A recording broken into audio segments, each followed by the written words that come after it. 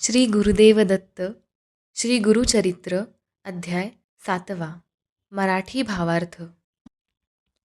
मित्रासह हा इक्ष्वाकू वंशातील राजा अरण्यात शिकारीला गेला असता त्याने एका राक्षसाला मारले.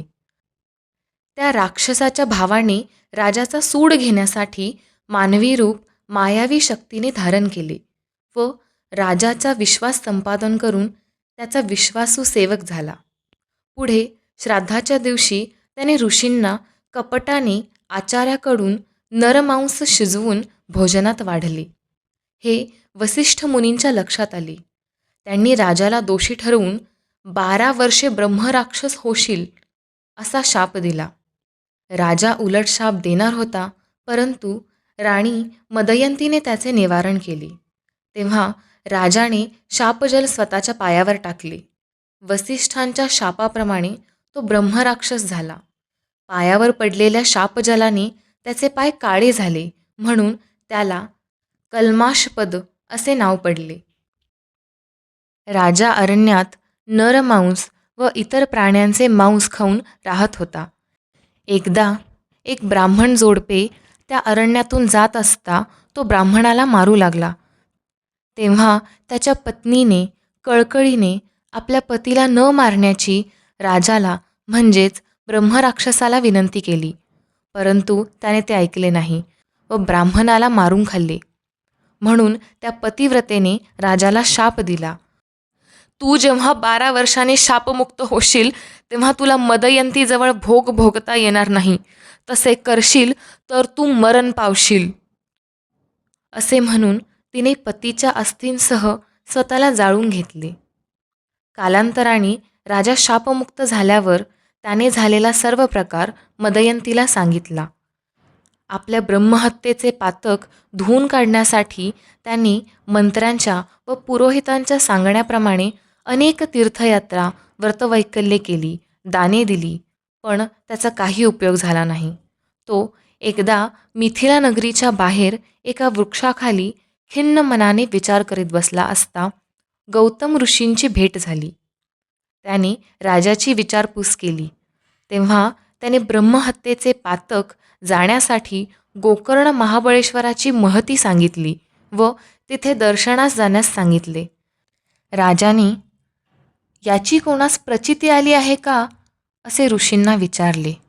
तेव्हा गौतम ऋषींनी पुढील कथा सांगितली.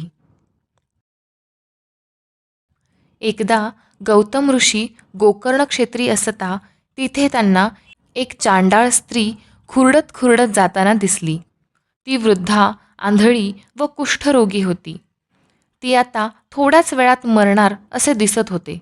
तेवढ्यात तिथे 4 शिवदूत दिव्य विमानातून तिला घेण्यासाठी आलेले दिसले. तेव्हा गौतमांनी, अशा पापिणी स्त्रीला तुम्ही शिवलोकी कसे काय नेता असे विचारले.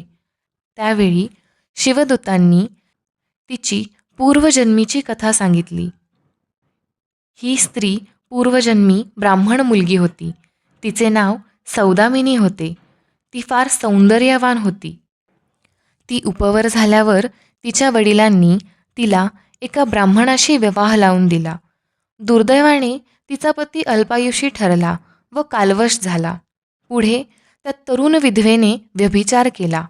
तो उघडकीस आल्यावर तिच्या नातेवाईकांनी तिच्यावर बहिष्कार टाकला. मग ती उघडपणे दुराचार करू लागली. पुढे तिने एका वाण्याशी विवाह केला. ती नेहमी मद्य मांस सेवन करीत असे. एकदा तिने दारूच्या नशेत बकरा समजून वासरू मारले. वासराचे मुंडके शिंकाळ्यात ठेवून मांस शिजवले व आपल्याबरोबर नवऱ्यास खाऊ घातले. संध्याकाळी नशा उतरल्यावर तिला आपण केलेली चूक लक्षात आली. तिला खूप पश्चाताप झाला व तिने भगवान शंकराची प्रार्थना करून माफी मागितली. झालेला सर्व प्रकार नवऱ्याला कळू नये म्हणून तिने वासराची शीर, हाडे व कातडी जमिनीत पुरून टाकली व वाघाने वासरू नेले म्हणून मोठ्याने शोक करू लागली. पुढे कालांतराने तिला मरण आले व ती नरकात गेली. नंतर तिला चांडाळ योनीमध्ये जन्म मिळाला. पूर्वजन्मीच्या पापामुळे ती जन्मांध झाली. पुढे तिचे आईवडील मरण पावले. त्यातच तिला कुष्ठरोग झाला.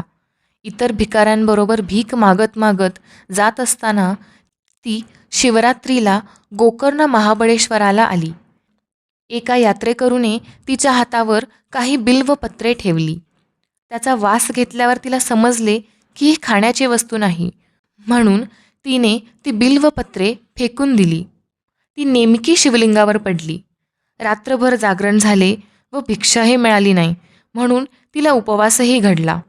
अजाणतेपणी तिच्याकडून हे पुण्यकर्म घडले म्हणून शिवशंकर तिच्यावर प्रसन्न झाले आणि त्यांनी शिवदूतांना तिला शिवलोकी नेण्याची आज्ञा केली. तिचा देह विमानाने शिवलोकात घेऊन गेले. गौतम ऋषींनी सांगितलेली कथा ऐकून राजाने गोकर्णास जायचे ठरवले. गोकर्णास गेल्यामुळे राजा पापमुक्त झाला.